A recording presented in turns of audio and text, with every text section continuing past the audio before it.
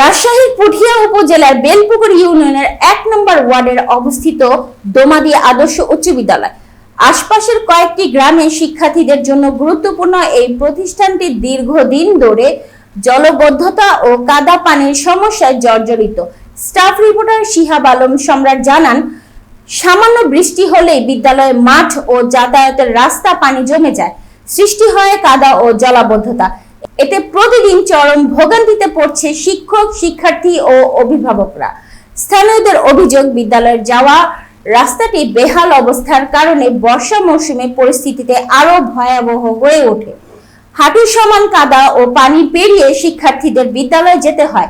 এতে অনেক শিক্ষার্থী বিদ্যালয়ে আসতে অনীহা দেখাচ্ছে, ফলে ব্যাহত হচ্ছে তাদের নিয়মিত শিক্ষা কার্যক্রম। বিদ্যালয়ের প্রধান শিক্ষক জানান, সামান্য বৃষ্টিতেই বিদ্যালয় প্রাঙ্গণ ও একমাত্র যাতায়াত রাস্তার মারাত্মক জলাবদ্ধতা তৈরি হয়। কাদা পানি অতিক্রম করতে গিয়ে ছোটখাটো দুর্ঘটনাও ঘটছে। নষ্ট হচ্ছে শিক্ষার্থীদের পোশাক।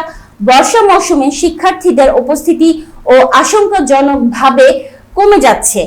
বিবেচনায় দ্রুত যাতায়াতের রাস্তা সংস্কার, মাটি ভরাট এবং রাস্তা স্থায়ী সংস্কারের দাবি জানিয়ে শিক্ষক, শিক্ষার্থী ও স্থানীয় সচেতন মহল ও বিদ্যালয় কর্তৃপক্ষ, স্থানীয় সংসদ সদস্য, উপজেলা নির্বাহী কর্মকর্তা, উপজেলা শিক্ষা কর্মকর্তা এবং জনপ্রতিনিধিদের দ্রুত ঘটনাস্থল পরিদর্শন করে জরুরি ব্যবস্থা নেওয়ার আহ্বান জানিয়েছেন।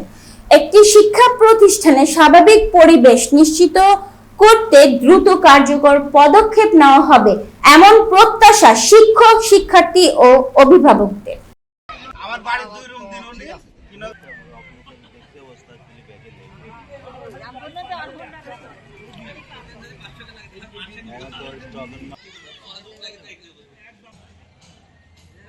দোমাদি আদর্শ উচ্চ বিদ্যালয়ের মাঠ নিচু হয়, এখানে সামান্য বৃষ্টিতে জলবদ্ধতা হয় এবং শিক্ষক, শিক্ষার্থীর যাতায়াতের বড় সমস্যা। অনেকে এখানে কর্দমাক্ত পরিবেশে পোশাকপত্র নষ্ট হয় এবং এ কারণে স্কুলে অনেক ছেলে মেয়ে আসতেও তারা অনিচ্ছা প্রকাশ করে। একটু বৃষ্টি হলেই তারা স্কুলগামী হয় না।